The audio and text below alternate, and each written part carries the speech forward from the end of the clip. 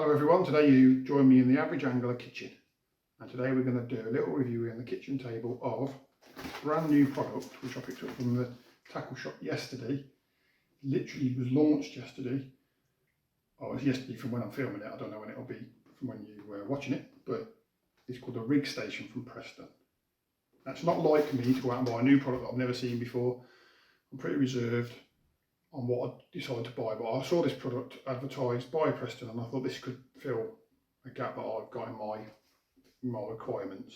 So I thought I'm just going to go out and buy one. So I bought this one at my own money, so there's no affiliations, none of that nonsense. I went to my local tackle shop, Cadbury Angling, you might have seen me doing reviews with before.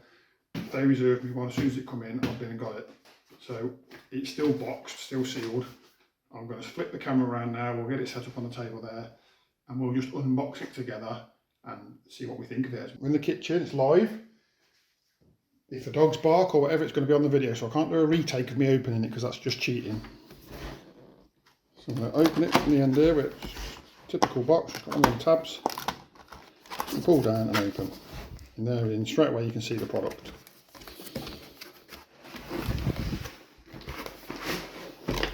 Slide it out of the box, I'll turn it upside down. That was a 50-50, it was always going to be wrong, wasn't it? And there we are, there's nothing else in the box, totally empty. Just a bit of protection in that box. First impression straight away, feels okay, feels firm. Feels like it's not going to break, at least this week. What we've got is we've got a catch at this end and we've got a hinge at this end. So I'm just going to open it up and see what's inside. So click the catch off, that was nice and firm, weren't too flimsy. This might not all be getting a shot actually, I might have to.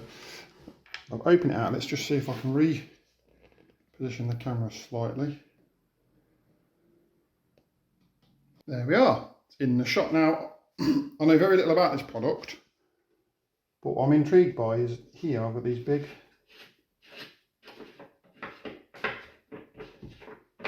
threads. I've been just attracted to these big threads immediately. They look like legs or wheels or something.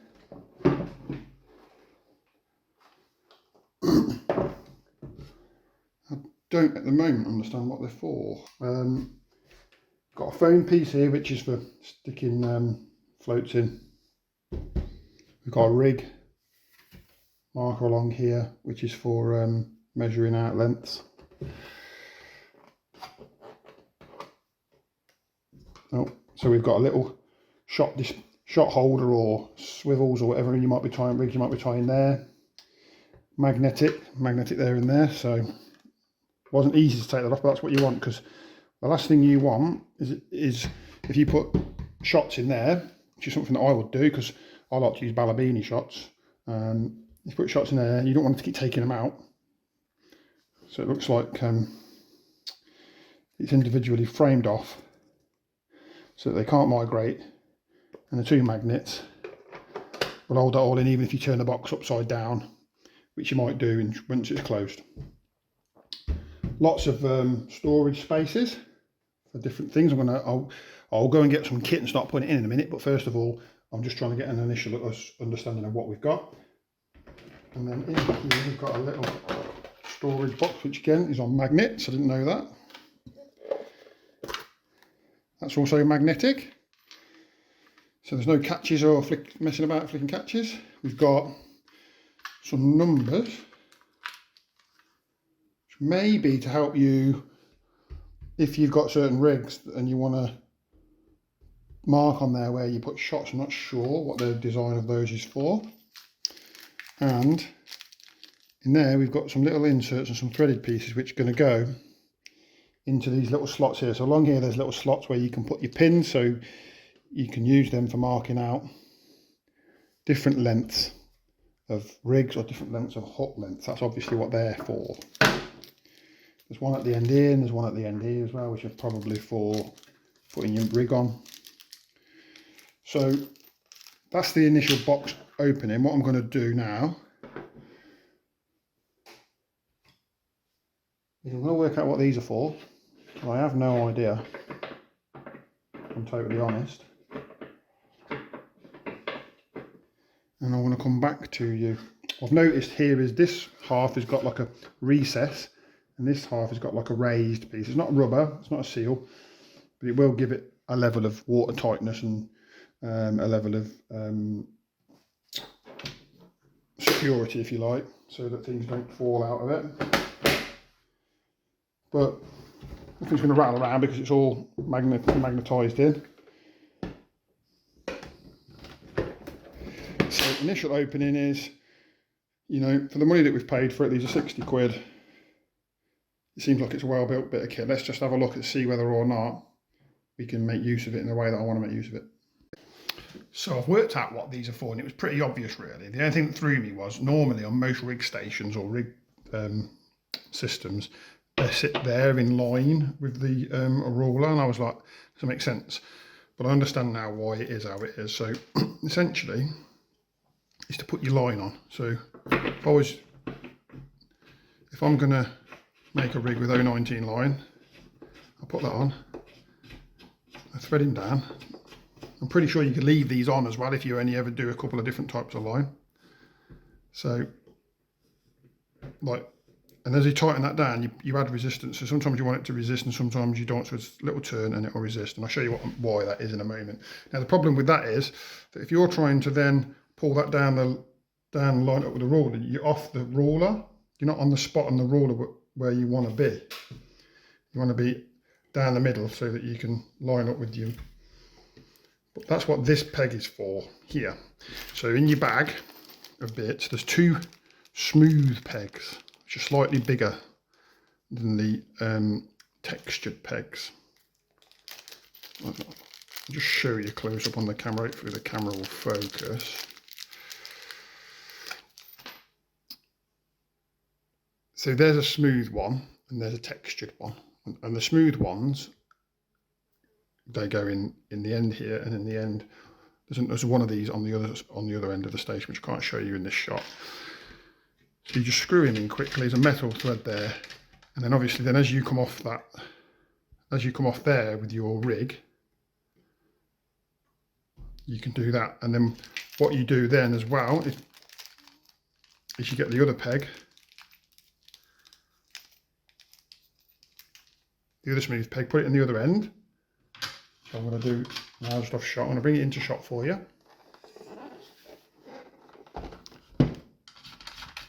And then you can loosen off your, so then if you loosen off this just a little bit so that will turn, and you pull it, and you can bring this all the way down, loop it over your peg, and you can come back up to the top, and you can pull your line tight around that peg. My shot, there we are. Pull your line. Sorry, I was out of shot there, so it's got a bit all muddled. Pull your line around the peg, tighten the spool up, and then just give that a tweak. That holds your line. Move that out of the way before I lose it. That holds your line dead straight. So the point of that now is that your line's dead straight. You would probably want your float up here a little bit, and then you can then if you want to, you can put your shots on your rig with a nice tight line. It gives you both your hands free, which can be useful. A lot of people like to do that. I won't be using this for that. I don't put my shots on my rigs before I fish in 90% of the scenarios. There are a few scenarios where I know exactly where the shots are going to be, but I don't do that normally, because what I do is just tie up plain rigs with no shot on, and then I decide what shotting pattern I want when I'm at the bank, and I make them on the bank, which is not advisable apparently, but that's what I do. So the beauty with this rig set up like this is, for me, this time of year, I make most of my rigs out of 019 power line, which is very, very, very strong. And occasionally, I'll make some rigs out of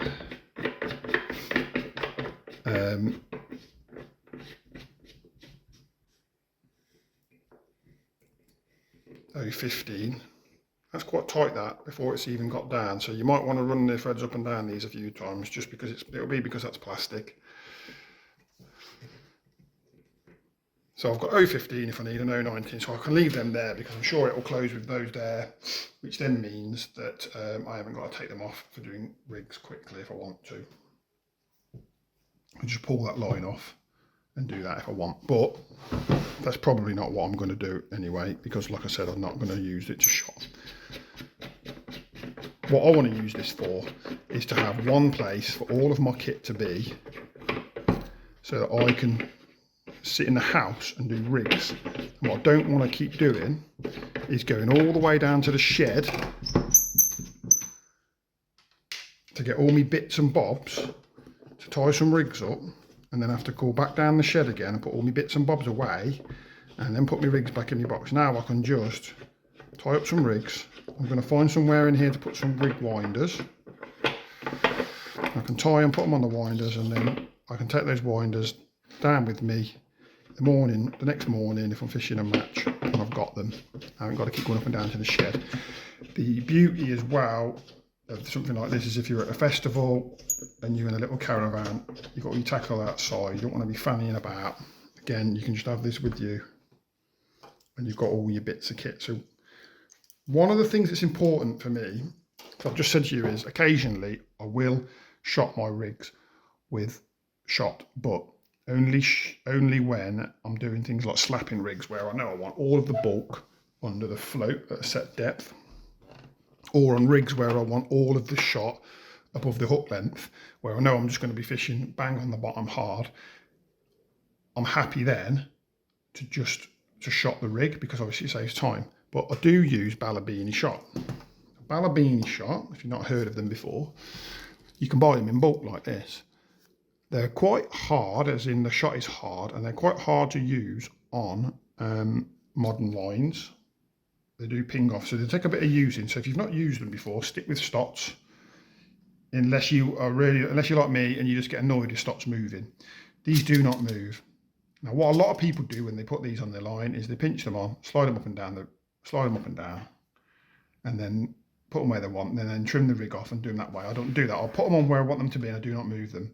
I've never had a problem doing it this way. The shots never move if you do that. It's great. Okay, so that's how I'm going to use this. Now, I've worked out what these stickers are for. Those are putting on here. So what we're looking at here, let me get you a nice little shot of this part of the thing. We've already looked at this when we took it apart, but there's a little magnetic box, and then this is for shots and things, and I'm going to use it for shots, but I only use 3 sizes of shot on Balabini. If I've got Stots, they come in a little box which sits neatly in one of these, and I don't need to have this. I do use Stot, but I use it to trim my floats mostly, in very rare situations. I use Balabini, and I only use 8, 9s and 10s in Balabinis, and then like I say, if I need to fine trim my shots with 12s and 13s, 11, 12s and 13s, I use the Stot them. So what I want to do is put 8, 9 and 10 on there, so that I've got a little space. I don't use a lot, so I shouldn't need to do it too much. This is going to be tricky to do, I'm pretty sure. You might want to do it a little bit tidier than me, but I'm not super fussy about these sort of things. I just want to be able to see which one's which at a glance. Now, this is the important bit to me. I want to test this part out. This is where I feel this product is most likely to fail, because this is where a lot of products fail in a lot of this type of product is like things escaping. So I'm going to put some 10s in there.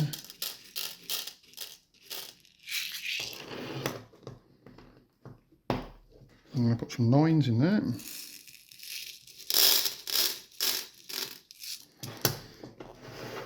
I'm going to put quite a lot of 8s in, because 8s will be the ones I use the most for pre-fixing, which is what I'm going to use this rig for. Because usually it's when I'm fishing really positive rigs and know where the shot's going to be. So I'm going to put quite a lot of 8 in.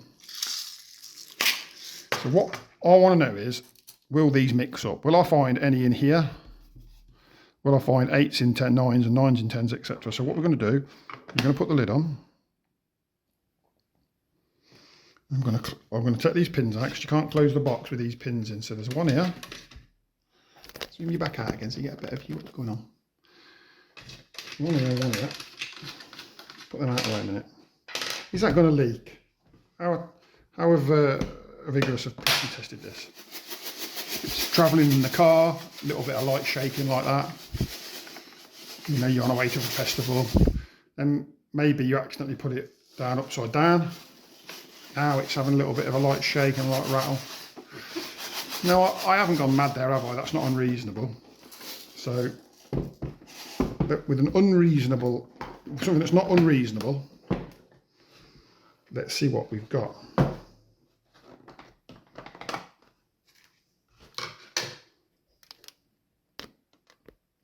First glance, that's perfect. Not a single one has moved. That really surprises me. Not for any reason other than I've bought lots of little plastic tubs before, clicky little tubs for putting stuff in, and this is what happens. So what I'm going to do now is I'm going to do an unreasonable amount of shaking. Okay. We're in a car accident now. G-forces that, you know, might not look like much on here, but you know, my fat's wobbling off screen, trust me. Right. Now what have we got?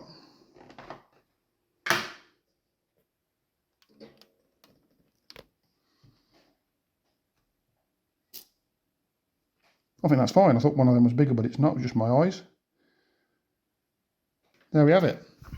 That is so far is the most impressive thing I've seen on this thing. I'm really impressed by that because that means I can use it. I want to use it. I ain't got to worry, and I probably won't put shots in here, but I might put some other things in. Something really useful to put in there might be bands. I keep my bands in these little tubs or quick stops for doing hair rigs and that. Because I know they keep them in these sort of things, but they're fiddly as hell trying to get them out all the time. You try and do a lot of stuff. So that's good. That's good.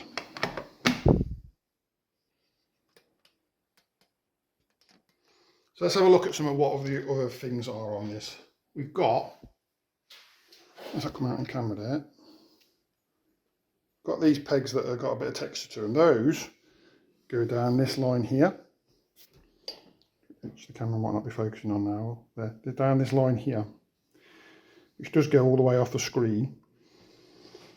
And they're for hook length. So you put one in there, you tie your hook length.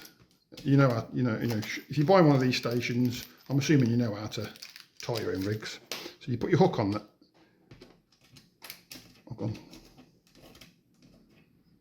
You put your hook on there. I screwed it all the way down, all the way out in the bottom. Hook on there, and then you put your other end in there to give you your depth. So they've got, looks like on here, they've got a 3-inch, a 4-inch, a 6-inch.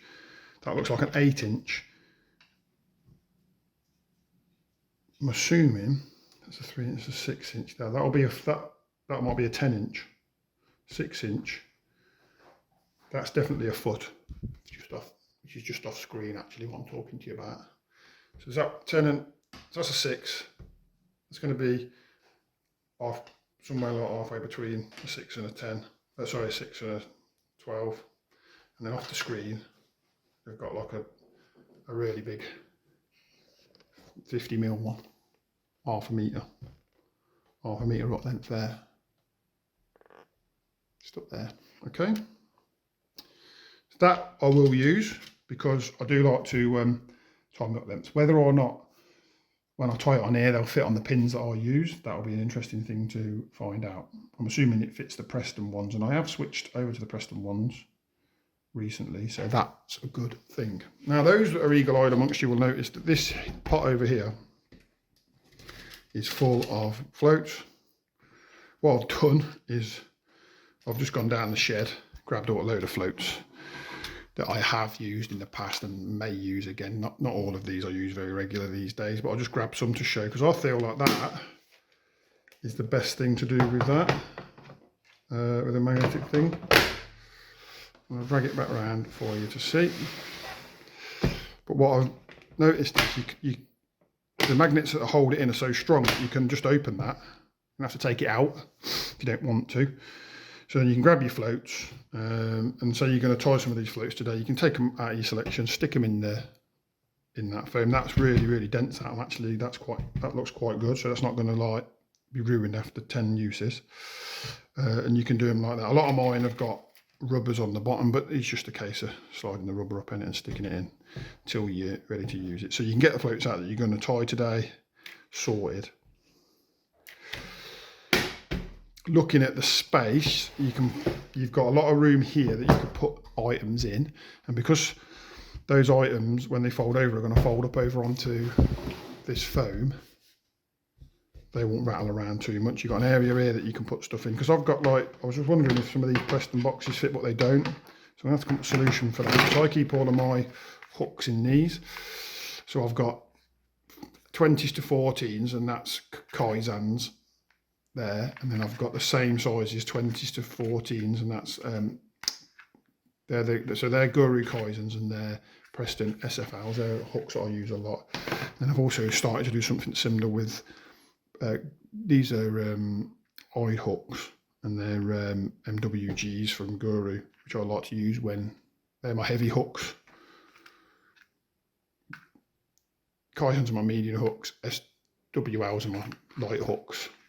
I do have some really light hooks that I use from time to time. I ain't got any of those. But stuff like this, my little loop tie on that, you can go in. I've got a pair of pliers that are good for squeezing shots, which I hardly ever use. I'm not sure if he's going to fit in there. So that could be a problem, might have to go there. Don't like that because when I open it, he's going to fall out. That's the only thing. So you'll have to make sure that you open it. The Preston at the top, yeah, so you don't want to be storing anything in this side, you want to be storing everything in this side. Okay, little shot remover, which I hardly ever use, probably put that back in my tackle box. I've just bought a load of little packets down with me that I found, just to see how they fit in. You know, they're quite, it's a bit of a tight fit in there, but they're in, aren't they? They're all right. I've got some QM1 boxes here that I've got some stupid little QM1s in that I shouldn't have bought, but I did. They'll go in there nicely. Your lines that you might want to put in here, they can stay in there. So let's just take that off there. I've got a selection of line that I'm putting in there. I'll probably put some more in over time. I just bought 2 new spools, but I'll probably add some spools to this, especially when I get through winter. There'll be some lighter ones, and I want some lighter ones anyway, because sometimes I'm tying down to over 11 for hook lengths, even this time of year. Oh, there's some scissors there that can go in there. Loop tie, I can just chuck him in there. So what I would do with these pins is I'll just put them somewhere. You can't leave them in, so I'd keep the little bag. And I'll just chuck them in one of the pots so that you got them.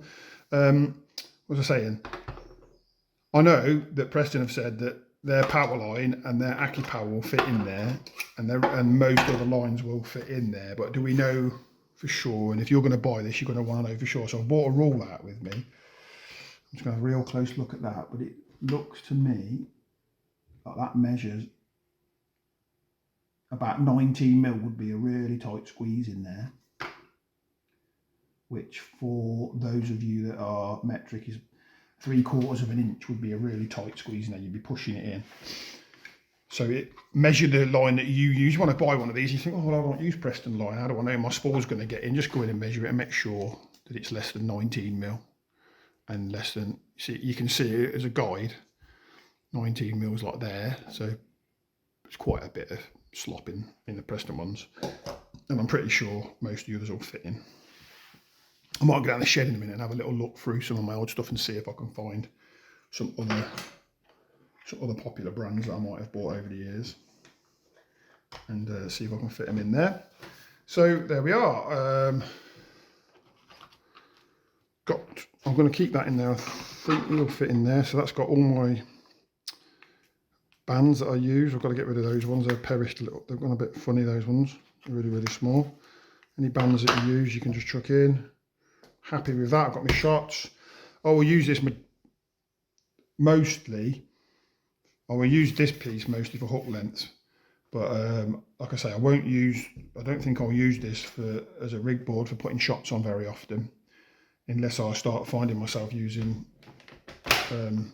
patterns that I know, you know, or I'm maybe on a festival, then I might, because on a festival, I know which venue I'm fishing tomorrow, I know what depth it's going to be, I know what rigs I'm going to use, and so I can get my shot in right, because I don't like to move my shots the way that I fish. If I set my shotting out slow falling over the last 3 foot, and then I'm on a 3 foot deep swim, I'm slow falling for the whole 3 foot, and I might not want to be. I might only then want to be slow falling for the last 1.5 foot, for example. So, you know, where you put your bulk and your droppers, or where you put your sort of strung out shot in, it's usually proportional to the size of the float, the depth that you're fishing. And for me, I'll use quite a lot of different.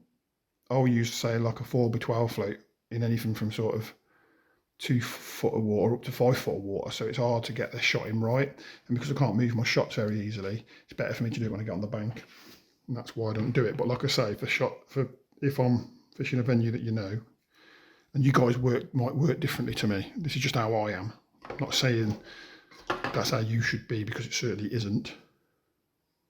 That isn't the case. You know, everyone's going to be different. So overall, I'd give it a thumbs up. I think it's going to be a good bit of kit.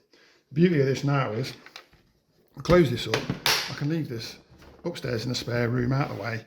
Then of an evening I could be sitting there thinking I'm fishing tomorrow, but I'm sitting on the sofa enjoying something on the telly with the missus, and I can't be bothered to down the shed and get all the stuff to tie some up lengths up, or tie some, maybe I need some banded up lengths, maybe I need some certain rigs or whatever. I can just grab this, flip it open, and for me it will have everything I need. So not right now, because I've just chucked some stuff in for demonstration purposes. I'll change all this around, because like I say, I'm opening it and working it out with you guys live. But what I'll do is I'll set it up for me how I want it, and then I'll be able to go, right, there's the hooks I need, tie them up, get them sorted. It's on the sofa, nothing's going to go, you know, if I'm sitting on the sofa and I've got my lap, I can come and sit on the kitchen table or whatever. So it's ideal. I think that'll be ideal. Because I'm not using that piece, I'm not so bothered. I think if you're going to use that piece, you want it on a table, perhaps. If you took it, great. Again, I'm going to go into White Acres in November. It'll be cold. Lots of sort of maggoty rigs. Might get through a few. Then, you know, I might get through a few hook lengths or whatever. I'll have it all here to just do what I want with. It'll be great. So there you are. That's a review of this. Thinking about getting one. I'd get one if you've not got something similar to this. I think it's good for 60 quid. There are other rig stations on the market, but they're not as competitive as this price-wise, and they're not as functional as it. I think Preston have done a good job. If I'm honest, I think they've done a really good job. See you later.